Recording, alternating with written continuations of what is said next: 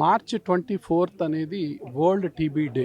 అయితే ఈరోజు 22nd ఆదివారం కావటం మూలంగా new age pulmonologist association young doctors ఎవరైతే ఉన్నారో సంజీవ పార్కులో ఈరోజు అందరూ కలిసి ఒక వాకథాన్ నిర్వహించారు. అంటే టీబీ మీద అవేర్నెస్ కోసం. అసలు టీబీ అంటే ఏంటి, దానికి ఎప్పుడు వైద్యం చేయాలి, దానివల్ల వచ్చే నష్టాలేంటి, ట్రీట్మెంట్ తీసుకోకపోతే వచ్చే నష్టాలేంటి, ఎన్ని రోజులు మనం వాడాలి, అంటే ఎంతమంది చనిపోతున్నారు, దీని ప్రభావం కుటుంబం మీద ఏ విధంగా ఉంటుంది అనే అనేకమైనటువంటి అంశాలని ఇక్కడ చర్చించడం అనేది జరిగింది ఈరోజు.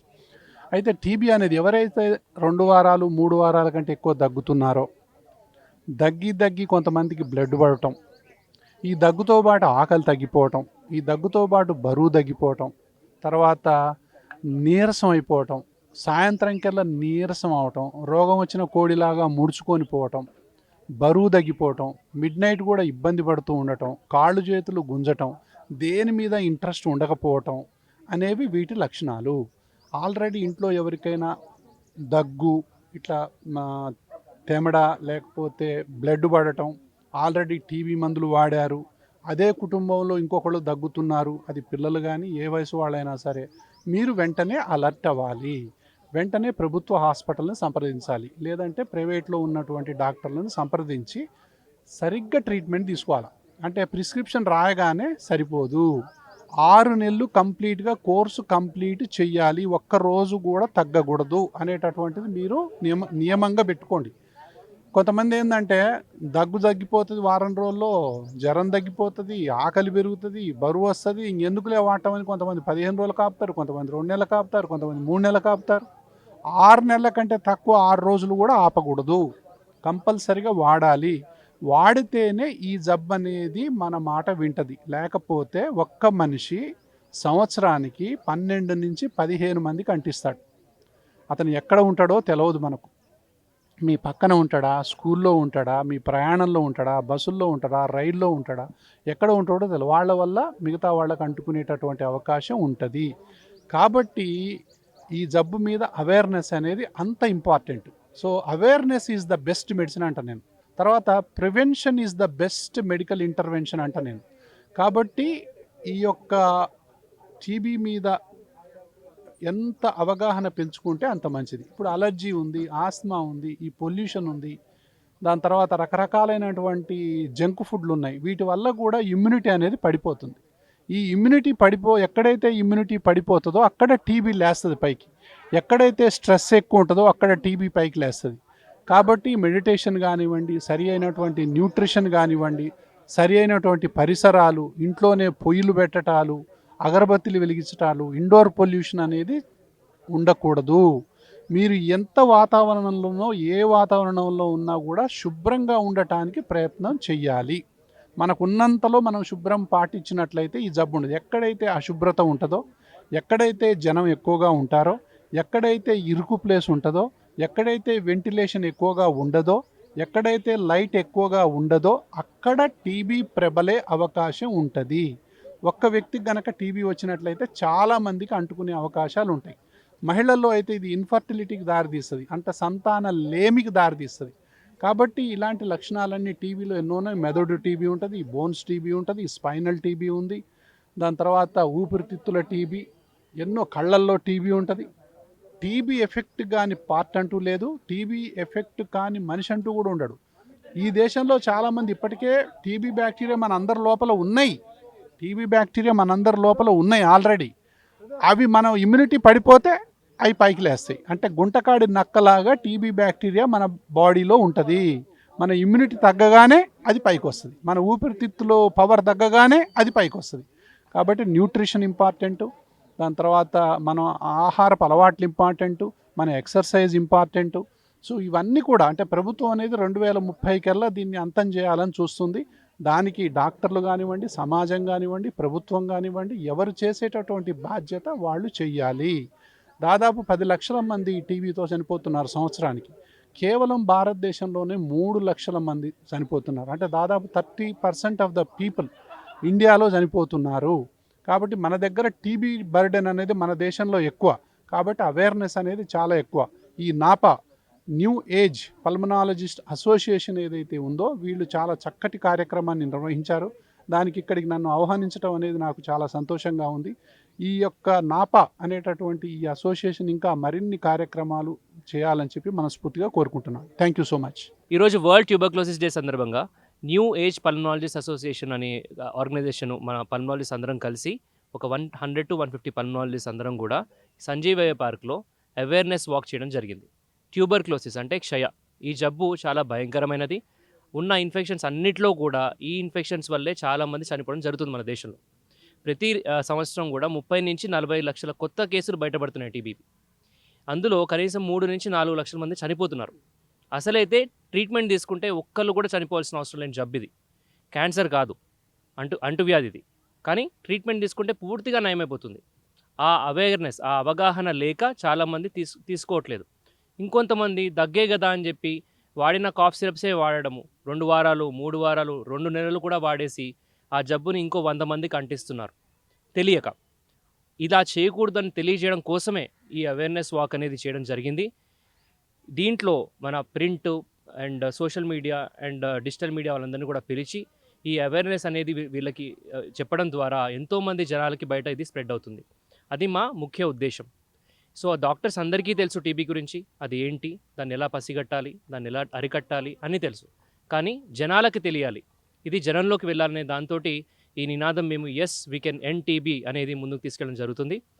ఈ పర్టికులర్ ట్యూబర్క్లోసిస్ అనేది దాని లక్షణాలు ఎలా ఉంటాయంటే వాళ్ళకి జ్వరం ఉంటుంది, దగ్గు, బరువు తగ్గడం, ఆకలి అవ్వకపోవడము, సాయంత్రం కాగానే చెమటలు పట్టడం, నీరసం అవ్వడం, ఇవన్నీ కూడా టీబీ లక్షణాలు. ఈ టీబీ అనేది కేవలం ఊపిరితిత్తులకి వస్తుంది అనుకోకండి. టీబీ అంటే ఊపిరితిత్తులకి మెయిన్గా వచ్చే జబ్బు. కానీ మన బాడీలో, మన శరీరంలో ఉన్న ప్రతి అవయవంకి కూడా ఈ టీబీ వచ్చే అవకాశం ఉంటుంది. జుట్టు, గోర్లు వదిలేస్తే ఏ బాడీ పార్ట్కైనా టీబీ రావచ్చు. టీబీ అనేది ఊపిరితిత్తుల్లో వస్తే 6 నుంచి 9 నెలలు మందులు వాడితే పూర్తిగా తగ్గిపోతుంది. అదే మన ఎముకల్లో వస్తే కనుక కనీసం 12 నుంచి 18 నెలలు వాడాల్సి ఉంటుంది. ఈ టీబీ మామూలుగా ఉండే మామూలు మెత్త టీబీ. ఇంకోటి మొండి టీబీ ఉంటుంది. అంటే మనం రెగ్యులర్గా టీబీ మందులు వాడితే కూడా పని చేయదనమాట. ఈ టీబీ కూడా మన దేశంలో పెరుగుతుంది. ఎందుకు? దానికి 3 కారణాలు. ఒకటి, మందులు స్టార్ట్ చేస్తారు, 2 నెలలు వాడతారు, చాలా బాగుంటుంది, తగ్గినట్టే అనిపిస్తుంది, ఆపేస్తారు. ఇలా చేయడం వల్ల టీబీ తగ్గినట్టే తగ్గి ఇంకొక 2 నెలల్లో మళ్ళీ విరుచుకుపడుతుంది. అంటే దానికి 10 తీవ్రతతో బయటపడుతుంది. దాన్ని ఎండిఆర్ టీబీ అంటాం. నెంబర్ 2, సరి అయిన మందులు వాడకపోవడం. సరిగా ప్రతిరోజు మీ వెయిట్ ప్రకారం మీరు మందులు వాడాలి. మీరు 35 కేజీలు ఉంటే 2 ట్యాబ్లెట్లు ఉంటాయి. అదే మీరు 75 కేజీలు ఉంటే 5-6 ట్యాబ్లెట్లు ఉంటాయి. 70 కేజీల పర్సన్ కూడా నేను 4 వేసుకుంటాను, డాక్టర్ అన్ని ట్యాబ్లెట్లు ఎక్కువ ఇచ్చాడు, అనవసరంగా ఎక్కువ వాడిస్తున్నాడు మాతో అనుకోకండి. మీ బరువు తగ్గట్టుగానే మీ ట్యాబ్లెట్లు ఉంటాయి. ఇది వాడినప్పుడు కొన్ని సైడ్ ఎఫెక్ట్స్ రావచ్చు, కానీ మీకు ప్రాణాంతమైన సైడ్ ఎఫెక్ట్స్ కావు. యూరిన్ కలర్ కొంచెం మారుతుంది, దాన్ని చూసి భయపడాల్సిన అవసరం లేదు. 3వ కారణం ఏంటి అంటే, ట్యాబ్లెట్ ఒకటి పొద్దున వేసుకుంటారు, ఒకటి మధ్యాహ్నం వేసుకుంటారు, ఒకటి సాయంత్రం వేసుకుంటారు, ఇంకోటి పడుకునే ముందు వేసుకుంటారు. చాలా తప్పది. టీబీ ట్యాబ్లెట్స్ అన్నీ కూడా ఒకేసారి అన్నీ వేసుకుంటే బ్లడ్లో కాన్సన్ట్రేషన్, పీక్ కాన్సన్ట్రేషన్ అంటాం, అన్నీ కూడా ఒక లెవెల్కి చేరి అప్పుడు ఆ బ్యాక్టీరియాని చంపడం జరుగుతుంది. వేరే ఇన్ఫెక్షన్స్ లాగా 5 రోజులు 10 రోజులు వాడితే తగ్గే జబ్బు కాదు. కనీసం 6 నెలలు వాడాలి, 9 నెలలు కూడా వాడాల్సిన అవసరం రావచ్చు. లింఫ్ నోడ్ టీబీ అంటాము. ఆ లింఫ్ నోడ్ టీబీ కనీసం సంవత్సరం కూడా వాడాల్సిన అవసరం ఉంటుంది కొన్నిసార్లు. చిన్న పిల్లల్లో కూడా రావచ్చు, దగ్గుతే స్ప్రెడ్ అవుతుంది. ఎప్పుడు దగ్గినా సరే ఖచ్చితంగా ఇలా మోచేలో దగ్గండి, స్ప్రెడ్ అవ్వకుండా ఉంటుంది. చేతిలో దగ్గొద్దు, చేయి పెట్టుకోకుండా ఓపెన్గా కూడా దగ్గొద్దు. ఎందుకంటే సగటున ఒక టీబీ పేషెంట్ దగ్గినప్పుడు కనీసం ఒక 15 నుంచి 20 మందికి స్ప్రెడ్ చేస్తాడు ఆ బ్యాక్టీరియా అనేది. అదేవిధంగా ఒక చిన్న క్లోజ్డ్ రూమ్లో, చాలామంది హాస్టల్స్లో ఉంటారు పిల్లలు. ఒక చిన్న రూమ్లో కనీసం 8 మంది ఉంటారు. ఒక్కడికున్నా చాలా అందరికీ వచ్చేస్తుంది. Dormitories, hostels and colleges, schools ఇవన్నీ కూడా ఈ అవేర్నెస్ అనేది టీచర్స్, హాస్టలర్స్ అందరికీ ఉండాలి. సో తద్వారా మన దేశంలో 2030 కల్లా టీబీని అరికట్టాలి అని చెప్పి ఒక ముఖ్య ఉద్దేశంతో మనం ముందుకు వెళ్తున్నాం. అది జరగాలి అంటే డాక్టర్స్తో పాటు మన పేషెంట్సే కానీ, జనరల్ పబ్లిక్ కానీ అందరికీ ఈ అవగాహన ఉండాలి. టీబీ అంటే అందరికీ తెలియాలి. టీబీని పూర్తిగా నయం చేయొచ్చు. ఇది చెప్పడమే మా నాపా న్యూ ఏజ్ పల్మనాలజిస్ట్ యొక్క ముఖ్య ఉద్దేశం. దేశంలో ఎప్పుడూ ఎన్నడూ ఎవరు చేయని విధంగా ఈరోజు కనీసం 100 నుంచి 150 పల్మనాలజిస్ట్ తోటి ఒక వాక్ చేయడం జరిగింది. మేము దాంట్లో వీడియోస్, డ్రోన్ ఫుటేజ్ అన్నీ కూడా చేశాం. అవన్నీ కూడా వీడియోస్ అనేవి త్వరలో బయటికి వస్తాయి. దాంతో మనకి ఈ ఇంపాక్ట్ అనేది ఎక్కువగా ఉంటుంది. టీబీ అనేది ఎంత మాత్రం లైట్ తీసుకోవాల్సిన జబ్బు కాదు. సీరియస్‌గా తీసుకోవాలి. ట్రీట్మెంట్ పూర్తిగా ఫినిష్ చేయాలి. ఇలా చేస్తే గనక టీబీ ఫ్రీ ఇండియాని మనం త్వరలో చూడబోతాం. హలో అండి. ఇవాళ టీబీ అవేర్‌నెస్ కోసం ఆల్మోస్ట్ 100-150 పల్మనాలజిస్టులు సంజీవయ్య పార్క్‌లో వాక్ చేయడం జరిగింది. మేము వాక్ చేయడం ఒక కాజ్ కోసం చేశాము. సో, టీబీ గురించి ఆల్రెడీ అందరూ చెప్పారు. ఇప్పుడు మా అసోసియేషన్ గురించి చెప్తాము. నాపా అంటే new age pulmonologist association. Almost 5 years back form అయింది సెప్టెంబర్ 2న 2021లో. సో, అప్పటి నుంచి మేము ఎవ్రీ మంత్ ఈవెంట్స్ అంటే we are trying hard to spread awareness. అంటే టీబీ డే రోజు, న్యూమోనియా డే రోజు, సిఓపిడి డే రోజు, ఆస్మా రోజు ఇవన్నీ కూడా అవేర్‌నెస్ ఈవెంట్స్ చేయడం, వాక్, సైక్లింగ్ ఇట్లా డిఫరెంట్ యాక్టివిటీస్ పెట్టి జనాల్లో ఈ వ్యాధి గురించి అవగాహన తెచ్చేలాగా మేము ప్రయత్నం చేస్తున్నాం. ఇండియాలో ఇంతకుముందు ఎప్పుడు ఇలాంటి అసోసియేషన్ లేదు. అంటే అందరూ న్యూ ఏజ్ పల్మనాలజిస్ట్ అంటే యంగర్ జనరేషన్ న్యూ థాట్స్తో, న్యూ ఇనిషియేటివ్స్తో మనము డిసీజ్ అవేర్‌నెస్తో పాటు అండ్ ఇప్పుడు ఫ్రెష్గా పీజీ అయిపోయిన వాళ్ళల్లో కన్ఫ్యూజ్డ్ మైండ్ ఉన్న వాళ్ళల్లో అంటే పీజీ అయిపోయిన తర్వాత వాళ్ళకి గైడెన్స్ ఇవ్వడం చేయడము అండ్ జాబ్ ఆపర్చునిటీస్ కూడా ఈజీగా దొరకడము మా అసోసియేషన్ ద్వారా ఇవన్నీ కూడా మేము చేయడం జరుగుతుంది. ఫస్ట్ మా association one of the major theme is mental and physical health of doctors. So doctors ఎప్పుడు కూడా పేషెంట్స్ గురించి ఆలోచిస్తుంటారు. పేషెంట్స్ బాగుండాలి, తినాలి, అది చేయాలి, ఇది చేయాలి, అది ఇదని. కానీ ఎప్పుడు సెల్ఫ్ కేర్ అనేది ఉండదు. ఆ సెల్ఫ్ కేర్ ఇంప్రూవ్ చేయడానికి కోసం. ఎందుకంటే మేము ఇప్పుడు ఎక్కడ వెళ్ళినా కానీ ఓన్లీ అకాడమిక్ మీట్స్ ఎక్కువగా ఉంటాయి. ఇప్పుడు మా దగ్గర ఎట్లా అయిపోయిందంటే we have created a new community which is almost like A family. So అందరు కలిసినప్పుడు ఆటోమేటిక్గా మంచి చెడ్డలన్నీ మాట్లాడుకొని ఒక హ్యాపీనెస్ అనేది ఒకటి క్రియేట్ అవ్వడం అనేది జరుగుతుంది. సో ఇలాంటి అసోసియేషన్ ప్రతి డిపార్ట్మెంట్లో అంటే మెడికల్ ఫ్రాటర్నిటీలో ప్రతి డిపార్ట్మెంట్లో కూడా ఫామ్ అవ్వాలి అండ్ ఫామ్ అయ్యి ఇలా డిఫరెంట్ అవేర్నెస్ ఈవెంట్స్ చేస్తూ జనాల్లో మంచి అవగాహన క్రియేట్ చేసేలాగా చేయాలి అని మనసారా కోరుకుంటున్నాను. Thank you so much. Hello అండి, నా పేరు డాక్టర్ సుభగన్ నాదెల్లా, సీనియర్ కన్సల్టెంట్ని. ఇది ఇప్పుడు మనము న్యూ ఏజ్ పల్మనాలజీ అసోసియేషన్ ద్వారా ఏ హాస్పిటల్కి ఏ సంస్థకి సంబంధం లేకుండా స్వచ్ఛందంగా హైదరాబాద్లోని అన్ని వైపుల నుంచి all younger generation pulmonologist and seniors కూడా వచ్చి ఒక కాజ్ కోసం, టీబీ అవేర్నెస్ కోసం ఈరోజు మనం ఇక్కడ వాక్ చేయటం జరిగింది. ఇక్కడున్న మన ఎవరైతే పార్క్లోకి ఉన్న జనాలు ఉన్నారో వాళ్ళతో కూడా మాట్లాడటము, వాళ్ళని కొన్ని క్వశ్చన్స్ వాళ్ళకి ఎంతవరకు తెలుసు అవగాహన ఉందో తెలుసుకోవటము, తెలియచేయటము చేశాము. అది కాకుండా ఇప్పుడు ఈ సోషల్ మీడియా ద్వారా మిగిలిన జనాలకు కూడా టీబీ అంటే ఏంటి, దాని అవేర్నెస్ ఎలా పెంచడానికే ఈ ప్రయత్నం అనమాట. సో మనకి గవర్నమెంట్ టీబీ కోసం చేయాల్సింది చాలానే ఖర్చు పెడుతున్నారు. WHO నుంచి కూడా ఫండింగ్స్ అవి వస్తాయి. నేషనల్ ట్యూబర్క్యులోసిస్ ఎరాడికేషన్ ప్రోగ్రామ్ అని చెప్పి మనకి గవర్నమెంట్ కూడా చేస్తుంది. డాక్టర్స్గా మేము చేస్తున్నాము. కానీ జనాల్లో అవేర్నెస్ ఉంటే ఈ పడే all the things will be successful and fruitful. So that మనం 2030 కల్లా టీబీని ఎలిమినేట్ చేయడానికి సాధ్యపడుతుంది. ఇప్పుడు మన ఎయిమ్ టీబీని ట్రీట్ చేయడమే కాకుండా టీబీ ఉన్న జనాల్లో పక్కనే ఉన్న క్లోజ్ కాంటాక్ట్స్ ట్రీట్ చేయడం కూడా మనకి ఇప్పుడు ఇంపార్టెంట్ థింగ్గా మారింది. పాతకాలంలో వదిలేసాం, టీబీ ట్రీట్ చేయడానికి మనకు సరిపోయేది కాదు. ఇప్పుడు మనం ఏం చేస్తున్నామంటే టీబీతో పాటు పక్కనే ఉండే కాంటాక్ట్స్, ఎందుకంటే మన క్లోజ్ ఫ్యామిలీ సర్కిల్స్ అంటే 8 గంటల కంటే ఎక్కువ సమయం గడిపిన వాళ్ళు జీవితకాలంలో 20% ఎక్కువ రిస్క్ ఉంటారు. వాళ్ళకి ఎప్పుడైనా టీబీ రావచ్చు. నాకు 5 ఏళ్ల క్రితము ఇన్ఫెక్షన్ సోకినా, లేకపోతే నేను ఎక్స్పోజ్ అయినా నాకు 5 ఏళ్ళు 10 ఏళ్ళ తర్వాత జబ్బు రావచ్చు. నాకు ఇప్పుడే వచ్చింది, లేదంటే నేను ఇప్పుడంతా బాగానే ఉన్నాను కదా అని అనుకోవడానికి వీలు లేదు. లేదా ఇంతకుముందు ఎప్పుడో మా తాతగారికి ఉంది, మా నాయనమ్మ గారికి ఉంది, మాకు ఏం లేదు, మేము బాగానే ఉన్నాము అని అనుకోవడానికి కూడా లేదు. సో ఈ కారణాల చేత లేటెంట్ టీబీ ఇన్ఫెక్షన్ కూడా ఇప్పుడు మనము ట్రీట్ చేయడానికి పూనుకుంటున్నాం. So that we can eliminate TB from India. Hi, I'm doctor K Prashant Kumar. Today ఈరోజు యాక్చువల్లీ ఏంటంటే మెయిన్గా సంజీవయ్య పార్కులో టీబీ అవేర్నెస్ వాకథాన్ చేసాము. అది మామూలుగా డిఫరెంట్ సపోర్ట్స్తో చేస్తాము. కానీ ఫస్ట్ టైం ఏం చేసామంటే ఒక టీమ్ ఆఫ్ కోర్ మెంబర్స్, ఒక 8 మెంబర్స్ కలిసి వాళ్ళతో కూడిన ఒక నాపా అసోసియేషన్లో ఉన్న ప్రతి ఒక్క పర్సన్ హెల్ప్తో ఒక టీబీ అవేర్నెస్ వాకథాన్ అనేది సక్సెస్ఫుల్గా చేసాము. అండ్ మెయిన్గా టీబీని మీరు ఎట్లా ఎలిమినేట్ చేయాలి, ఎరాడికేట్ చేయాలి అంటే basically national tuberculosis elimination programme అనేది ఒకటి ఉంది. దాని ద్వారా ప్రతి పర్సన్కి, టీబీ సోకిన ప్రతి పర్సన్కి ప్రతి నెల 500 ఇస్తారు. అండ్ దాంతోపాటు న్యూట్రిషన్ ప్రోగ్రామ్ కూడా ఉంటుంది, గుడ్డు కూడా ప్రొవైడ్ చేస్తారు. సో తినకపోతే వచ్చే ఒకే ఒక రోగము టీబీ, తింటే పోయే ఒకే ఒక రోగము టీబీ.